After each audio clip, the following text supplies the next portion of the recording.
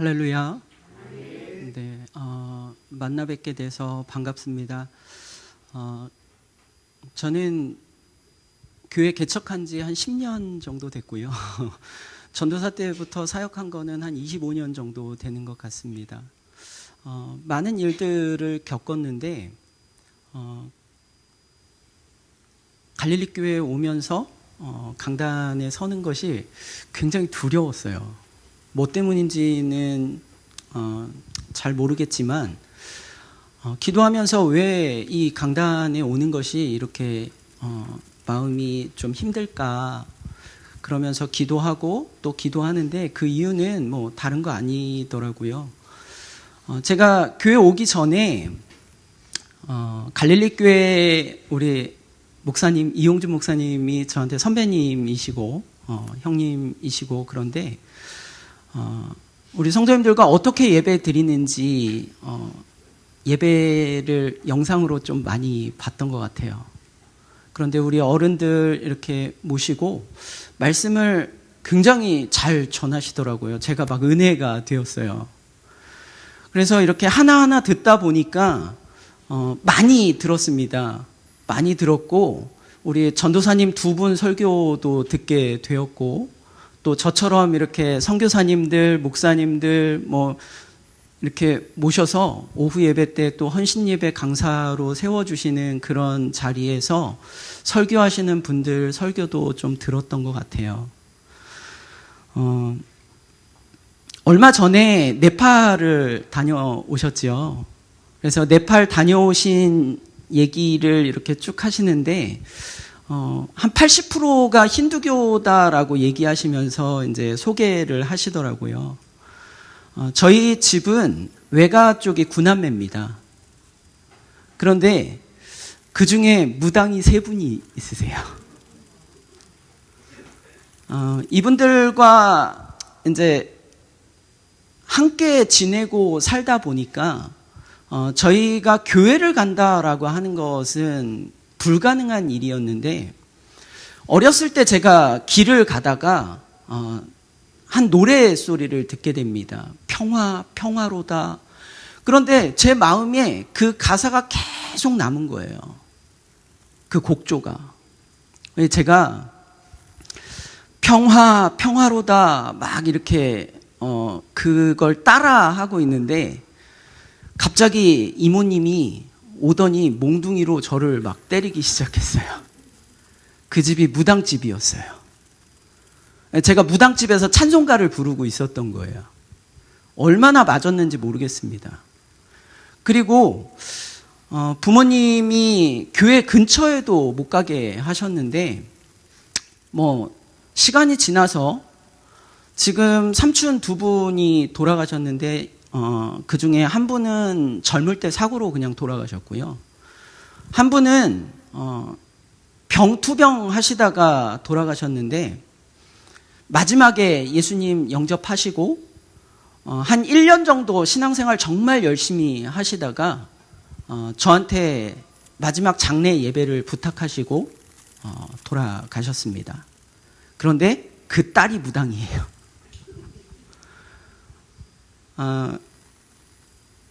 교회 장례로 장례식을 진행하는데 무당들이 잔뜩 와 있고요. 큰아들이 이제 좀 깡패라고 하지요. 근데 이제 막 그 깡패들이 막 다 와 있는 겁니다. 평생 동안 이분을 전도할 거라고는 생각해 본 적이 없어요. 그런데 이분이 변화되어서 결국에는 예수님 믿고 1년 동안 매일매일 말씀을 끼고 다니시면서 자식들에게 내 장례는 교회장으로 해달라. 그리고 저에게 꼭 장례 진행해달라고 부탁하라고.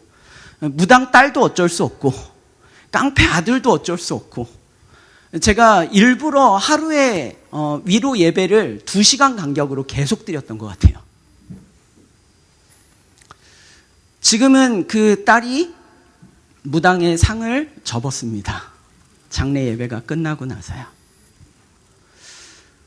지금 현재 제가 사역하고 있는 교회에는 그 9남매 중에 이모님 3분이 와 계시고요. 그 자식들이 다 와 있고요. 사위들, 손주들 다 와 있고요. 제가 사역하는 교회는 친척들이 80% 이상입니다. 가족교회예요. 하나님은 우리를 사랑하셔서 계획하시고 우리를 하나님의 자녀 삼으셔서 직책을 부여하십니다. 오늘 우리가 재직 헌신 예배로 드린다라고 말씀하시면서 저한테 이렇게 딱 말씀을 하셨는데 제가 사실 젊죠. 우리 장로님들도 계시고 권사님들도 계시고 신앙의 선배님들이신데 이 선배님들 앞에서 제가 무엇을 말할 수 있을까? 목사님도 저에게 선배님이신데 사실 이 자리가 어렵지 않으면 그게 오히려 이상한 거더라고요. 그렇게 기도하면서 준비하다가 제가 해야 될 여러 가지 말들 다 생략하고 정말 해야 될 하나님의 말씀만 짧게 나누는 것이 좋겠다 생각해서 본문을 여러 번 정리했던 것 같습니다. 좋은 스승님에게 배우던 한 제자가 이제 길을 떠나면서 스승에게 이렇게 말했다고 합니다. 제가 이제 나가서 사는 동안 잊지 말아야 할 한 가지를 저에게 안내해 주신다라고 하면 무엇을 가르쳐 주시겠습니까? 라고 질문했더니 잠깐 생각하시다가 이 스승님이 앉아서 노트 종이에다가 이렇게 글을 쓰셨어요.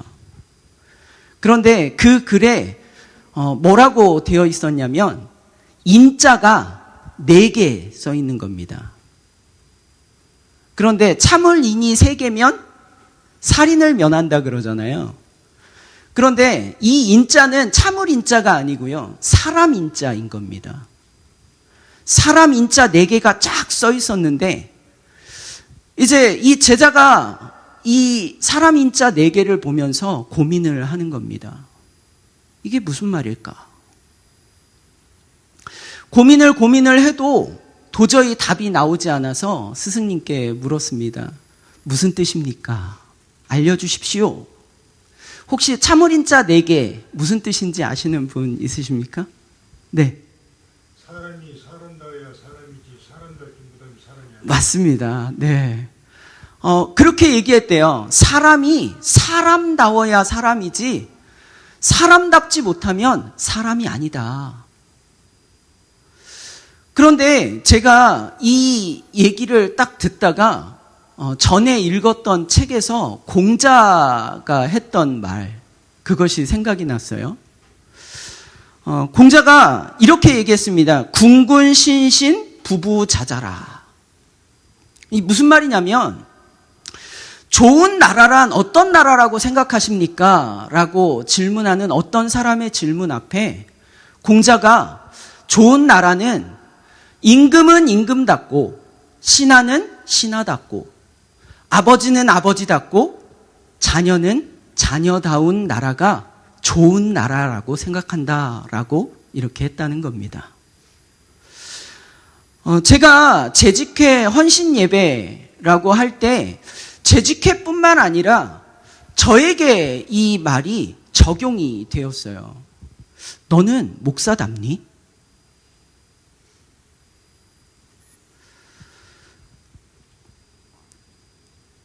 제가 스스로 저한테 제가 목사다운가? 라고 하는 것을 생각해 보았더니 그럴 때도 있고 아닐 때도 있고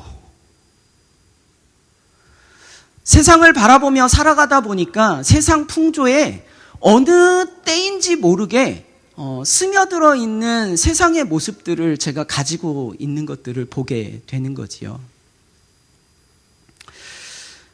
무엇답다라고 하는 것은 이 성질이나 특성을 만족시킬 때 답다라고 하는 말을 사용합니다.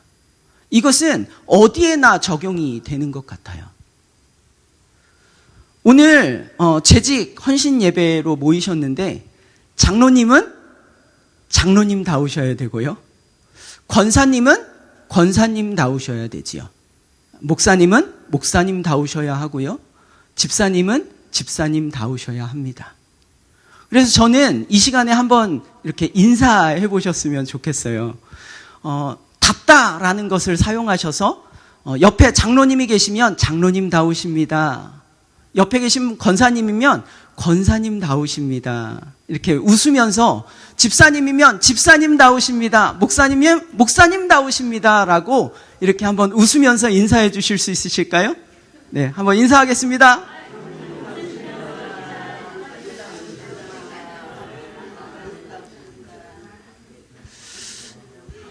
네, 잘 웃으셔야 돼요. 비웃으시면 의미가 바뀌어지니까. 장로님다우셔야 되는데 비웃으시면 장로님답지 않다가 되는 거잖아요. 그죠? 예.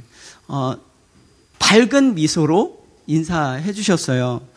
사람답다라고 할 때 이 사람다움은 사람처럼 행동하는 사람에게 사람답다라고 얘기해요. 어른에게 어른답다라고 얘기할 때 어른은 어른처럼 행동해야 어른다운 거지요.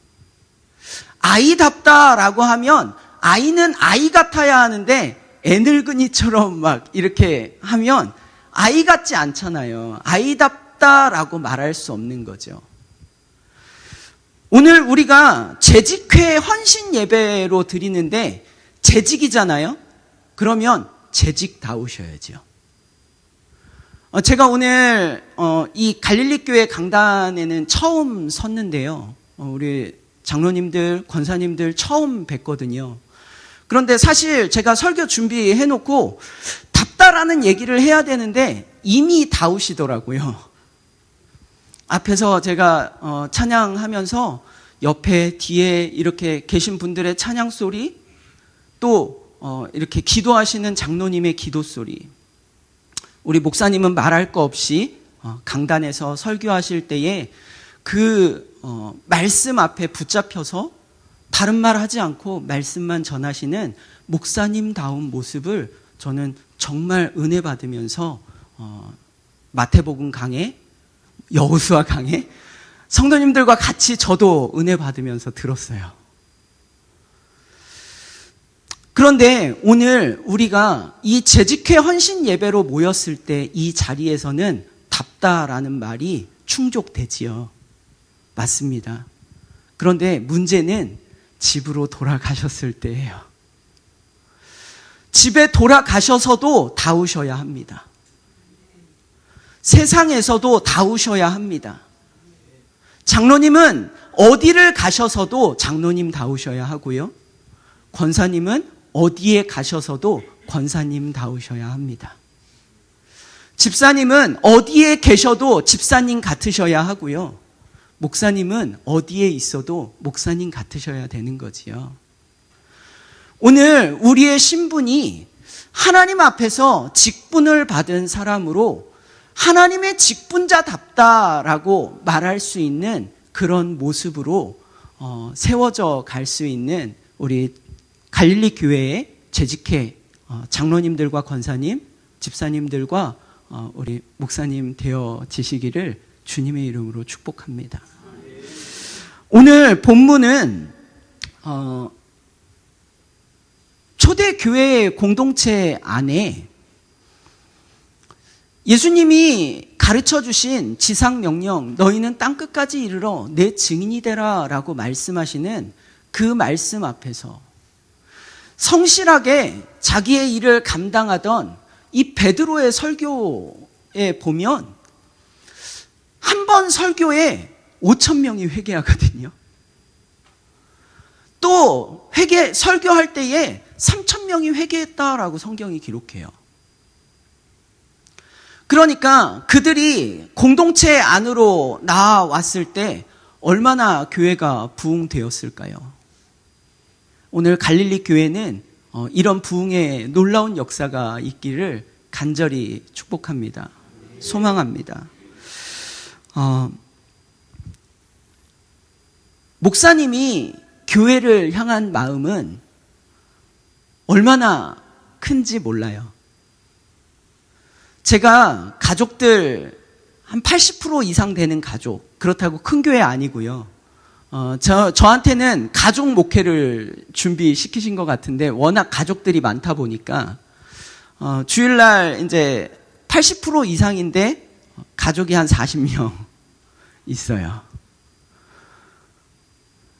그런데 이 가족들 앞에서 제일 문제인 것은 제가 목사님이기도 한데 어떤 분에게는 조카고 어떤 분에게는 오빠고 어떤 분에게는 동생이고 심지어는 제가 할아버지이기도 합니다.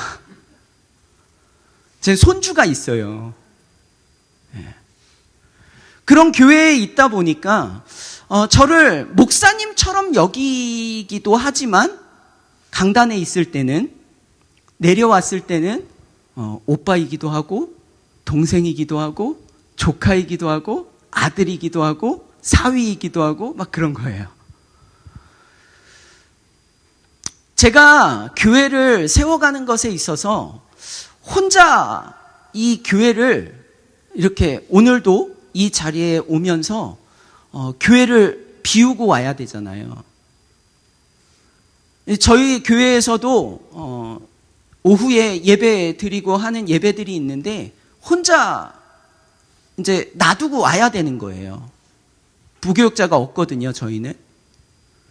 그래서 제가 올 때 어떻게 하냐면 장을 세워요. 부장을 세우고요. 그래서 모임을 할 때 부장님들에게 맡기고 오는 거예요. 맡아주십시오. 담당해 주십시오. 그런데 그 부장들을 세울 때 어떻게 세우냐면요. 그 중에도 다 친척들이지만 그 중에도 인정받을 만한 분, 존경받을 만한 분을 세우는 겁니다. 오늘 초대교회 공동체에도 문제가 생겼어요. 1절 말씀해 보니까 이 구제하는 일로 인하여서 그때의 제자가 더 많아졌는데 헬라파 유대인들이 제자들과 과부들이 매일 구제에 빠짐으로 히브리파 사람들을 원망하였다라고 얘기합니다. 다 돌아볼 수가 없는 겁니다. 목사님이 다 돌아볼 수가 없어서 하나님이 이 땅에 교회를 세우시고 교회 안에 재직이라고 하는 기관을 세우셨어요. 그곳에 직분이라고 하는 것을 맡기는데 이 재직이 뭔지 아시지요? 한자어인데 재직 그러면 제자가 모든 재, 여러 재를 얘기하거든요. 직자는요, 벼슬 직자예요. 벼슬 직자 말고도 직분 직자라고도 얘기하는데 여러 직분을 모은 것이 재직회예요. 그러니까 장로님, 권사님, 집사님 각자의 역할에 맞게 그리스도의 몸된 교회를 세우기 위해서 오늘 재직이라고 하는 이 뜻 앞에서 직분을 맡기신 거지요. 그러니까 목사님이 안 계시면 장로님이 그 자리를 채우시는 거고 또 제가 설교 들었는데 우리 전사님들도 굉장히 훌륭하시더라고요. 다른 말씀 안 하시고 우리 목사님 말씀처럼 말씀하시려고 애쓰시는 걸 제가 봤는데 말씀을 전도사님들이 채우시는 거고 기도는 권사님들이 채우시고 우리 헌신과 봉사함으로 교회를 돌아보는 일들을 또 하시는 거지요. 제가 어렸을 때 큰 교회를 다녔어요. 한 3,000명 정도 모이는 대형 교회였는데 제가 화장실에 가면 그 대형 교회의 담임 목사님이 화장실 청소를 하고 계신 거예요. 근데 제가 그것을 보고 그냥 지나칠 수가 없는 겁니다. 그래서 목사님께 목사님 앞으로 화장실 청소는 제가 하겠습니다 라고 했어요. 그런데 목사님이 때때로 가보면 청소하고 계신 거예요. 그러니까 제가 어떻게 하는지 아세요? 매일매일 가서 화장실 청소를 하는 겁니다. 왜요? 목사님 못하게 하려고요. 그런데 제가 해도 목사님이 또 해요. 그러니까 어떤 분들이 저처럼 그것을 보고 아유, 목사님이 청소하시니까 안 되겠다, 내가 해야지. 그리고 막 이분 저분 오셔서 화장실 청소하시고 교회 청소하시고 봉사하시는 그런 모습들을 보다 보니까 교회가요, 막 은혜가 넘치는 거예요. 장로님들이 쓰레기 주우시고, 저희 교회도 장로님이 한 분 계신데 교회 청소를 저희 장로님이 다 하세요.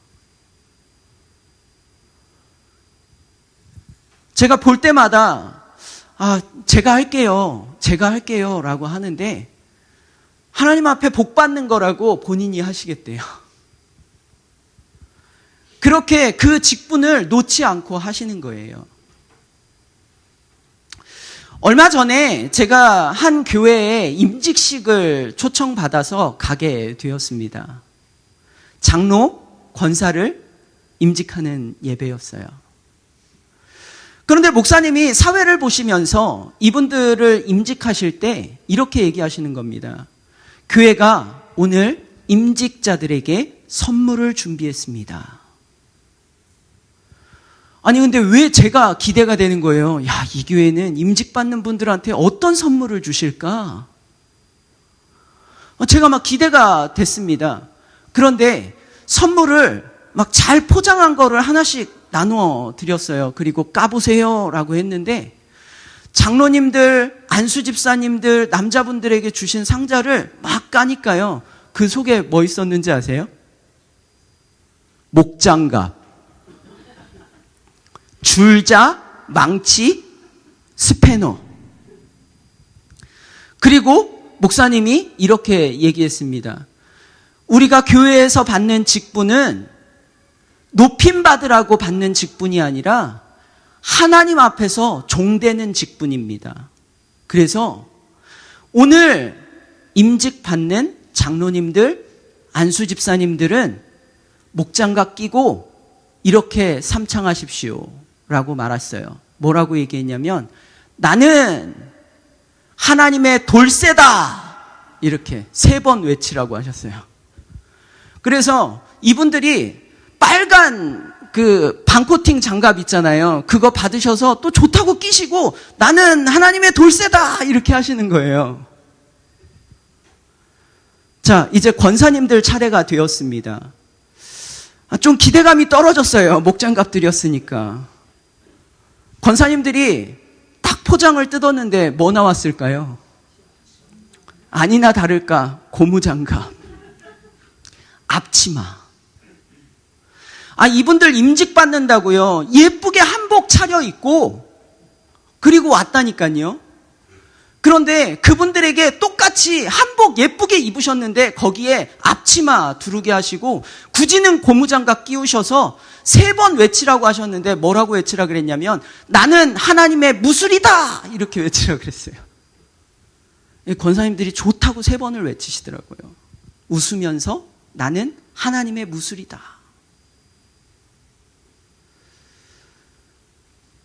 재직은요, 교회 안에 세워진 하나님의 사람들인 줄을 믿습니다. 그러기에 하나님이 너무 귀하게 여기셔서 직분을 맡기신 거예요. 어떤 이에게는 장로로, 어떤 이에게는 권사로, 또 어떤 이에게는 집사로, 어떤 이에게는 목사로, 전도사로, 선교사로, 어떤 이에게는 성도라는 직책도 주시지요.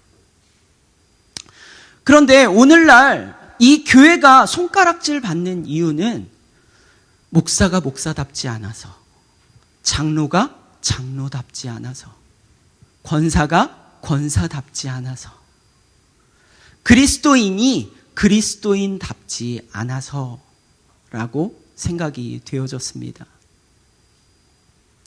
오늘 하나님 앞에서 정말 재직이다라고 얘기하려면 하나님의 사람이 되었으면 좋겠습니다. 오늘 저는 말씀의 제목을 하나님의 심장들이라고 정했어요. 심장은 몇 개입니까? 한 개지요. 그런데 심장을 2개, 3개 가진 사람이 있나 봐요. 축구선수 박지성이라고 하는 사람의 별명이 있는데 2개의 심장이에요. 왜 그럴까요? 그만큼 심장이 튼튼하고 많이 뛰어다녀도 괜찮다라고 말하는 건데요.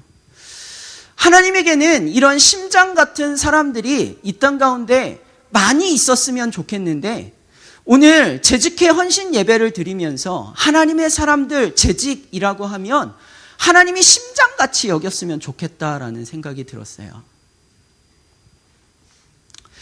저는 말씀을 보다 보면 하나님의 일, 사역을 감당하는 많은 사람들이 혼자 그 일을 하는 것이 아니라 예수님도 12 제자를 세우시고 그에게 귀한 사명을 맡기시면서 베드로를 향하여 내 양을 치라, 내 양을 먹이라 말씀하셨던 것처럼 일들을 맡기시는 것을 봅니다. 대단한 사역자 바울 같은 사람도 혼자 사역을 한 것이 아니지요. 돕는 사람들이 있었습니다. 그에게 아들처럼 여기던 디모데가 있었고요. 그가 전도 여행을 다닐 때에 사도들도 믿어주지 않는 그때에 그를 인정하고 받아주어서 함께 사역을 나갔던 바나바 같은 사람도 있었고요. 바울 하면 뛰어놀 수 없는 사람 실라도 있었고요. 그에게는 많은 사람들이 있었지요. 그를 돕는 수없이 많은 사람들 중에 바울은요, 로마서를 기록하면서 감옥에 있을 때에 그 로마서를 이렇게 정리하면서 로마서가 16장으로 되어 있는데 마지막 16장에 사람들의 이름을 언급합니다. 그런데 제가 좀 의아한 것을 보게 되었는데 혹시 16장 1절, 로마서 16장 1절 볼 수 있을까요? 로마서 16장 1절에 제일 먼저 등장하는 한 사람의 이름이 있습니다. 그 사람의 이름은 베베예요. 베베. 혹시 베베가 누군지 아세요? 여자거든요. 여자. 그런데 갱그리아 교회 일꾼으로 있는 우리 자매 베베라고 되어 있어요. 갱그리아는요, 지도상으로 보면 시골 아주 저 밑에 있는 작은 마을에 있는 도시거든요. 도시. 그런데 거기에 있는 베베라는 여자를 제일 먼저 불러요. 좀 신기했어요. 그 다음에 이 로마서 16장 말씀에 보면 베베 이후에 여러 사람들을 언급합니다. 브리스길라와 아굴라, 에베네도, 마리아, 안드로니고, 유니아, 암볼리아, 우르바노, 스다구, 아벨레, 이런 사람들의 이름을 계속해서 언급한단 말이지요. 그런데 이 바울의 머릿속에서 내가 이 편지를 마무리하며 정리할 때에 소개해주고 싶은 사람들의 이름, 그때에 먼저 불린 게 누구냐면 베베였어요. 갱그리아 지역의 작은 교회에 있는 여자 베베. 저는 이게 그냥 간과하고 넘어갈 일은 아니라고 생각합니다. 왜냐하면 우리 목사님께서 교회를 세워 가시는 것에 있어서 어떤 일을 할 때마다 누군가 생각나서 이분이 함께 하면 좋겠다라고 생각하는 사람이 있다면 얼마나 큰 힘이 될까요? 그런데 목사님도 그런 마음을 가지시겠지만 하나님이 하나님의 일을 감당하는 것에 있어서 누군가를 자랑하며 소개해주고 싶으실 때, 욥기서에 보면 사단에게 하나님이 이렇게 말씀하시지요. 너 사단아, 나의 사람 의로운 욥을 본 적 있냐?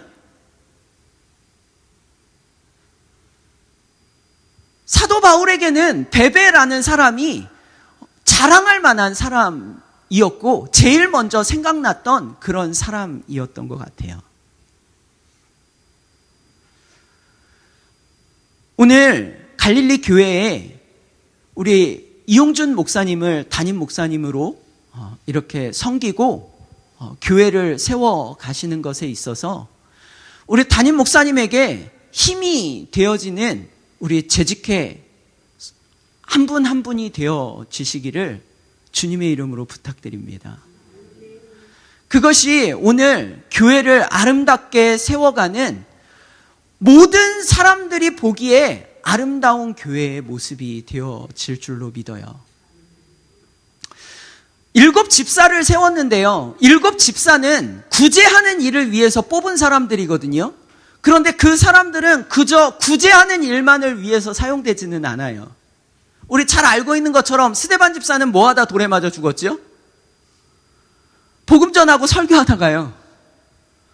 빌립 집사는요, 에티오피아 간닥의 넷이 그에게 복음을 전하는 일들을 했어요. 7 집사를 뽑아서 구제하는 일을 위하여서 뽑았는데 그들은 하나님의 선한 일을 위해서 쓰임받았고요. 제가 저희 교회에서 요즘에 요한계시록을 강해하고 있는데요. 세상이 지금 막 혼란하고 시끄럽다 보니까 저에게 소망을 마지막 날 하늘에서 만날 것을 소망으로 두기 위해 요한계시록 말씀을 저에게 주셨어요. 그런데 마지막 날 우리 주님이 14만 4천이라고 얘기하는 허다한 무리들이 예수님 앞에서 찬양 부르며 어린 양이 서 있는 그 시온산에 같이 서게 될 것인데요. 거기에 제가 있겠냐고요. 하나님이 행위록과 생명책에 기록되어진 그 생명책에 이름을 기록하고 행위록에 잘했다, 내 충성된 종아라고 말씀하시며 하나님으로부터 예비되어진 하나님의 나라를 유업으로 상속하라라고 말씀하시는 그 자리에 내가 있겠냐는 거예요.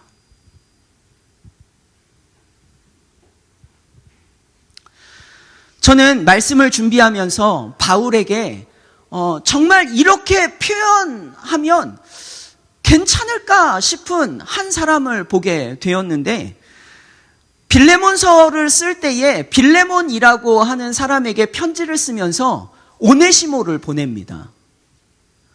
그런데 그 오네시모를 뭐라고 표현하냐면 내게 그를 돌려보내니 그는 내 신복이라라고 얘기해요. 이 신복이라는 말이 정확하게 번역하면 심장이라는 말이거든요. 바울에게 있어서 오네시모는 전에 이 빌레몬에게 손해를 끼치고